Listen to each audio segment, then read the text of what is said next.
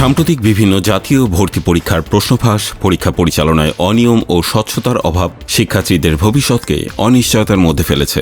এসব অভিযোগ তুলে গত ৬ জুন থেকে নয়াদিল্লির যন্তর মন্তরে অবস্থান কর্মসূচি পালন করছে ককরোচ জনতা পার্টি। সেই সূত্রে ভারতের কেন্দ্রীয় শিক্ষামন্ত্রীর পদত্যাগ সহ বেশ কয়েকটি দাবিতে ভারতের রাজধানী নয়াদিল্লিতে সোমবার সংসদ অভিমুখে পদযাত্রার কর্মসূচি দিয়েছিল ককরোচ জনতা পার্টি। এই আন্দোলনে সংহতি জানাতে এসেছেন অভিনেত্রী শাবানা আজমি, অভিনেতা রাজপ্রকাশ, মডেল ও অভিনেত্রী পুনম পান্ডে, স্বরা ভাস্কর সহ আরও অনেকে। এই আন্দোলনের অন্যতম মুখ ছিলেন লাদাখের পরিবেশ কর্মী ও উদ্ভাবক সোনম ওয়াংচুক, যিনি অনির্দিষ্টকালের জন্য অনশন করেছিলেন। রোববার থেকে সিজেপির অনশনরত অভিজিৎ দীপকে সহ অন্যান্য আন্দোলনকারীদের সমর্থন জানাতে দিল্লির যন্ত্রমন্তরে উপস্থিত ছিলেন শাবানা আজমি। পিটিআইকে দেয়া সাক্ষাৎকারে তিনি জানান, তাদের প্রতিবাদটি সম্পূর্ণ শান্তিপূর্ণ এবং মহাত্মা গান্ধীর পথ অনুসরণ করে গণতান্ত্রিক অধিকার বজায় রাখাই এর প্রধান উদ্দেশ্য।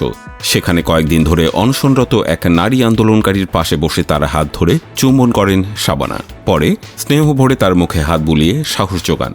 প্রতিবাদে অন্য বলিউড তারকারা কেন যোগ দিচ্ছেন না সংবাদ মাধ্যমের এমন প্রশ্নের জবাবে আজমি পাল্টা প্রশ্ন তোলেন, কেন কেবল চলচ্চিত্র ব্যক্তিত্বদেরই এই প্রশ্ন করা হয়, শিল্পপতি বা ব্যবসায়ীদের নয়। তিনি বলেন, তারকাদের ওপর বেশি নজর দিলে মূল আন্দোলনের মূল ইস্যুগুলো আড়ালে পড়ে যায়। অভিনেতা প্রকাশ রাজ আন্দোলনে যোগ দিয়ে বলেন, আজ রাতে আমি আপনাদের সঙ্গে আছি, সামনে কি হয় আমরা দেখব। পরে সামাজিক যোগাযোগ মাধ্যমে আন্দোলনস্থল থেকে ভিডিও প্রকাশ করে তিনি লেখেন, আমাদের দেশের তরুণরা শুধু প্রশ্ন করছে। ভিডিওতে তার পেছনে আন্দোলনকারীদের স্লোগান দিতে দেখা যায়। অভিনেত্রী পুনম পান্ডে আন্দোলনের প্রতি সমর্থন জানিয়ে বলেন, এটি কোনো রাজনৈতিক বা ধর্মীয় ইস্যু নয়, এটি শিক্ষার্থীদের ভবিষ্যতের প্রশ্ন। এদিকে আন্দোলনের জেরে নয়াদিল্লিতে মোবাইল ইন্টারনেট বন্ধ করে দিয়েছে ভারত সরকার। বেশ কয়েকজনকে গ্রেপ্তার করা হয়েছে আন্দোলন থেকে।